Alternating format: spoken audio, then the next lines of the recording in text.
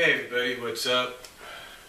I'm here to read off Dan Drazen's review of issue 237, if you will.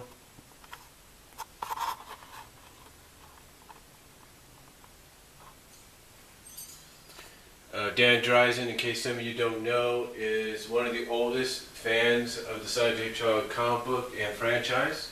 He's about the same age as my mom, basically in his 60s. And he's been reviewing the comics for many, many years, even I think before Ian Flynn, well definitely before Ian Flynn became the head writer.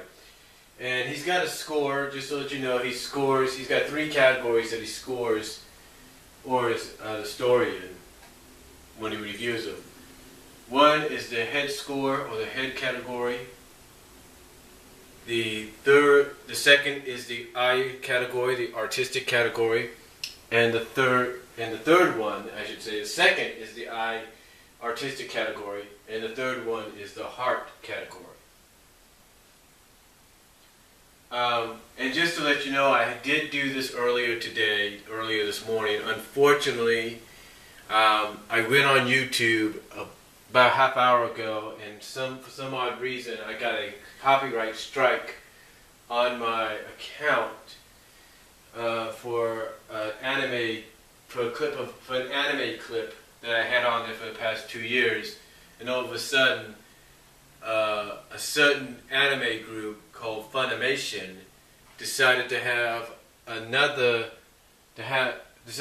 this group called Remove Your Media LLC to remove my clip and give me a copyright strike courtesy of YouTube. So unfortunately, if I have to do this review, I have to read off Dan Drazen's review in 2 parts. It's due to the fact that I'm back to the 15-minute time limit for temporarily maybe 6 months or so. But I'll get into that later. Right now, let's get into the review, shall we? Okay, now first of all, he talks about, with issue 237, which was released in July, he talks about, first of all, he starts off by saying, and I quote this about the cover. This is what he says about the cover, and I quote, "See, this is what I was afraid of after last issue's excellent cover. Here Tracy Austin goes to the cheap effect of using an oversized full moon for backlighting. The trouble is anybody who's tried taking a photograph against a light background can tell you, is that it darkens the subject in the foreground. Tails is especially darkened by this, and everybody has what looks like black clown makeup around their lips. What's up with that? This cover tries for dramatic and just doesn't work." Okay. Drinking some coffee there. Alright. Now the story of this issue is called Loyalty, Part 1, The Right to Rule. He basically, explains who, basically, he basically writes down or types up basically who wrote the story, which was Ian Flynn, who did the art, which was Stephen Butler, the ink, which was Terry Austin, the colors, which was Matt Herm, lettering by John E. Workman, assistant editor Vincent Lovely, editor Paul Kaminsky, editor-in-chief Victor Golick, and he likes to put in a little pun here and there, a little joke pun, Animal House fraternity guy, Mike Polithro, Sega representatives Anthony Gochi, and Cindy Chow. Now, again, I will apologize if I do this in 2 parts because, again, I'm back to 15 minutes. But here we go. And I quote, this is his review, this is what he says about the issue, and I quote, "Nothing like kicking some tail to start the day if you're Eggman. And the butts he's aiming at belong to Drago and Razorclaw. Their excuse is that the Wolfpack and Fidel are getting along so well they can't get any evil traction. Unfortunately, they wasted so much juice on the previous story arc, the Death Egg is running on fumes. See, I just got the job done without resorting to 4 text boxes. Anyway, Eggman decides that Mecha Sally is more than just eye candy at this point and asks her for a plan. The plan: kidnap the leader of each group to get something started between them. Didn't they do something like that the last time we were in this neck of the woods? Right, they stole some McGruppin instead, which put dog and cat at each other's throats. So for the next 3 pages, we get Mecha Sally kidnapping Loop and the Cat Queen. We then cut to Sonic, Tails, and Amy arriving and getting an earful of exploitation while some of the characters engage in really distracting bits of business. But it doesn't take long for the gang to figure out what's going on and to put together a rescue party. The party makes its way into the jungle while Amy Rose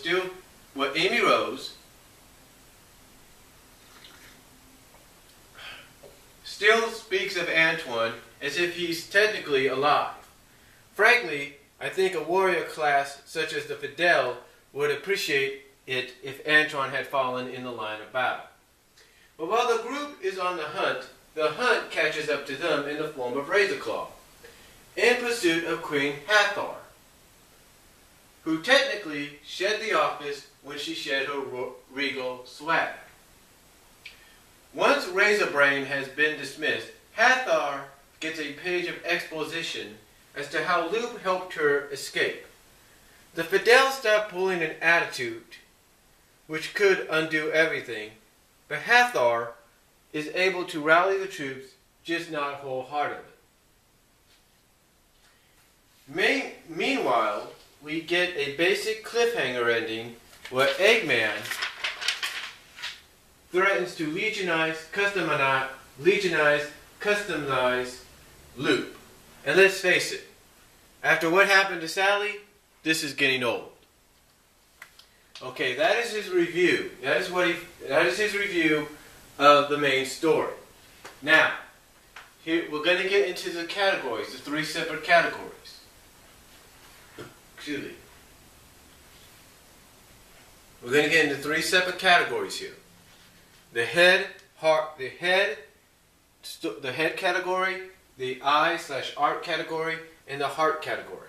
And we start off with the head category, and this is how he scores it. Now, for any of you that are new at this, Ian Flynn scores it by 10 points each as the highest in each category. So basically, if you get 10 all around, which is a total of 30 for the main story, and if you get a total of 30 for the backup story, if there is one, then you get a total of 60 for one issue. But if it's just one story, then it's a total of 30. But that's only if you get 10 points in each category. But here's how he scores it. Let's start off with the head category. And this is what he says about the head category, the head part of the story. And I quote, "This is a pretty mixed bag with a very slow launch.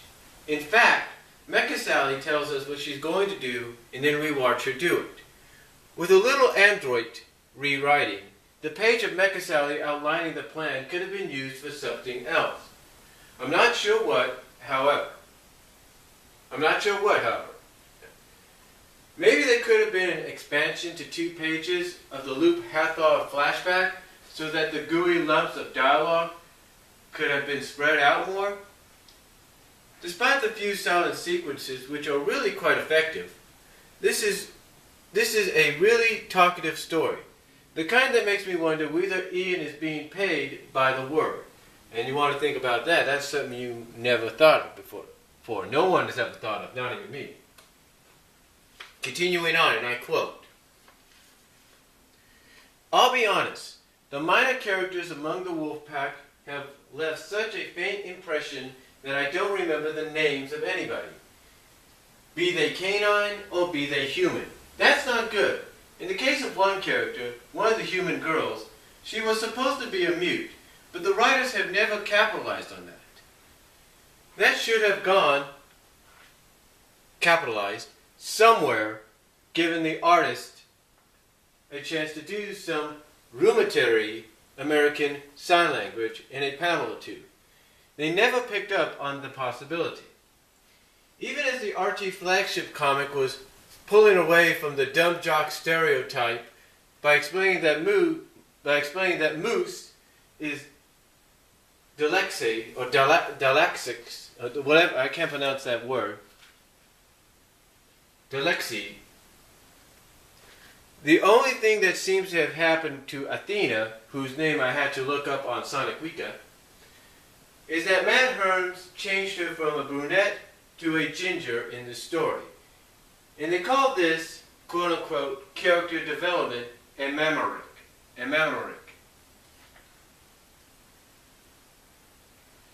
Compare what happened to Athena with a minor character in the animated Smurf series named Lacona. She's a mute wood elf. If she were in the Disney fairy stable, she'd be a flower fairy who actually uses American Sign Language in 2 episodes where I know she had a role.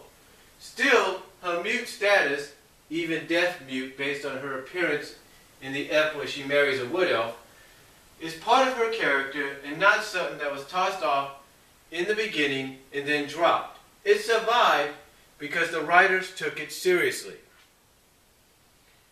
The same holds true for Toph Bifong from Avatar: The Last Airbender. Even though she didn't appear until the 2nd season, which spared her the indignity of appearing in the misbegotten Avatar movie directed by M. Night Shyamalan, her personality more than made up for it, just as her major earthbending skills more than compensated for her blindness. I have, capitalized, no idea if Athena's character can be retooled. She barely appears in this story at all, riding astride one of the wolf pack and grabbing her by the ears, a maneuver that San, the title character of Hayao Miyazaki's Princess Mononoke, would never think of doing. Characters that poorly thought out and executed should never be brought into a story until their existence can be more completely justified by the writers.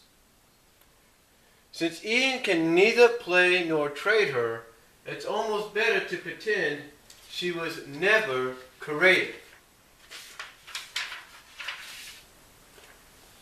As to the story itself, I don't know why, but it seems as if any time the story revolves around the Wolfpack and the Fidel, there's a very high probability that it will turn into a no-brainer based on exploiting the ancient dog-cat dynamic.